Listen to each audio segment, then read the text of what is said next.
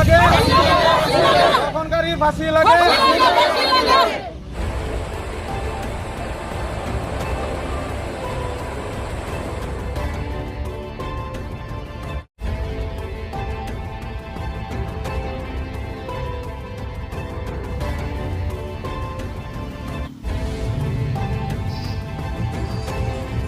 যোৱাকালি 5টামান বাজিত আমাৰ বেচামাৰী গাঁৱৰ গাঁওবুঢ়াৰ নাতি মেহেদী আলমে ছোৱালীজনীক ৰাস্তাৰ পৰা টানি নি ঘৰত নি ৰেপৰ প্ৰচেষ্টা চলাইছিল।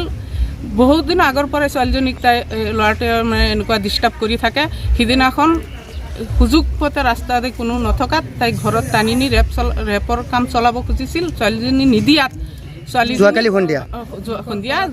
ছোৱালীজনীক জীৱনতে মাৰাৰ চেষ্টা চলাইছিল। গাঁওবুঢ়াই কৈছে এতিয়া ছোৱালীজনী যেনে যদিবাকে যায়গৈ আমাৰ ওপৰত ৰেপ হৈছে গতিকে ছোৱালীজনীক জীৱনতে মাৰি পেলা। কোনে কৈছে? গাঁওবুঢ়াই কৈছে। চৰকাৰী গাঁওবুঢ়া জীৱনতে মাৰি পেলাবৰ হুকুম দিছে। দিয়াৰ ছোৱালীজনীক বিষমভাৱে মাৰধৰ কৰিছে। আমি পিছত গম পাই আমি আমাৰ পৰিয়ালৰ মানুহে গাঁওবুঢ়াৰ পৰিয়ালে আমাক যাব নিদিয়ে, সোমাব নিদিয়ে। তথাপিও আমি সেইবিলাক বাধা নেওচি আমি ছোৱালীজনীক জীৱনটো উদ্ধাৰ কৰি আনি আমি বৰ্তমান ছোৱালীজনী ঢিং হস্পিটেলত নিছিলোঁ। তাত ৰখা নাই, তাত ডাইৰেক্ট আই চি ইউত সোমোৱাব দিছে। আমি ৰাহাত হস্পিটেলত বৰ্তমান আই চি ইউত আছে। নাবালিকাগৰাকীৰ বয়স কিমান ক'লে? 14 বছৰ। অৱস্থা কেনেকুৱা এতিয়া? অৱস্থা সংকটজনক। আৰু এই যি ঘটনা সংঘটিত কৰিব ধৰিছিল, কোন কোন জড়িত আছে তাত? তাত আমাৰ চৰকাৰী গাঁওবুঢ়া, তাৰ ল'ৰা আৰু তেওঁৰ নাতি মেহেদী আলম। গাঁওবুঢ়াৰ পৰিয়ালে মিলি গাঁওবুঢ়াৰ পৰিয়ালে মাইকী মানুহো গৈ পিছত মাৰধৰ কৰিছে। এখেত কোন গাঁৱৰ গাঁওবুঢ়া হয়? বেচামাৰী গাঁৱৰ গাঁওবুঢ়া সিদ্দিক আলী।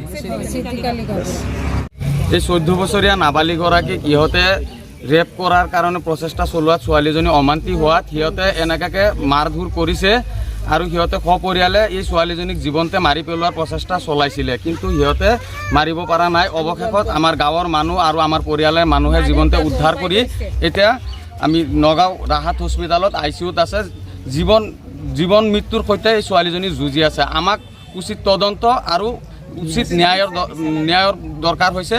আৰু ইয়াতে আমি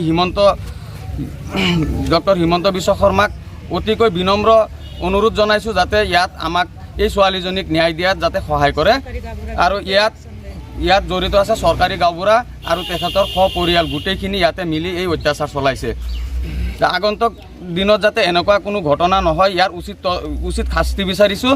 ইয়াৰ আমাৰ চৰকাৰৰ ওচৰত অতিকৈ টানি আজৰি আপত্তি জনাইছোঁ। ইতিমধ্যে আপোনালোকে এজাহাৰ দাখিল কৰিছে? ইতিমধ্যে আমি থানাত এজাহাৰ দাখিল কৰিছোঁ আৰু ইয়াক পুলিচ প্ৰশাসন ও চৰকাৰে ইয়াক আমাক ন্যায় দিব লাগে।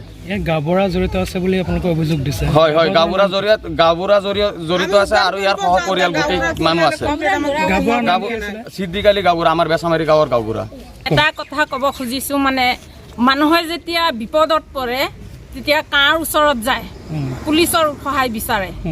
গাঁওবুঢ়া চৰকাৰী চাকৰি কৰে, তেখেতৰ সহায় বিচাৰে, হয়নে নহয়? তেনেহ'লে ইহঁতৰ ঘৰত যদি এজন ছোৱালীক এনেকুৱা অত্যাচাৰ কৰি সংকটজনক অৱস্থাত পেলায়, মানুহ ক'ত যাব, ক'ত সহায় পাব? গতিকে মই এয়াই বিচাৰিছোঁ যে এইটো উচিত বিচাৰ লাগে আমাক।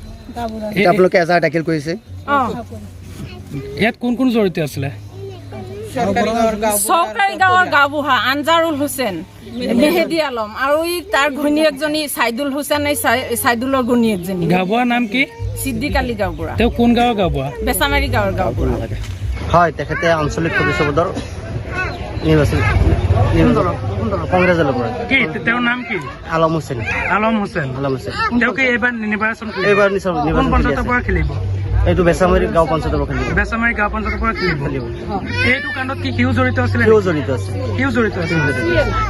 তেখেতৰ বিৰুদ্ধে আপোনালোকে এজাহাৰ কৰিছে। আলম হুছেইন।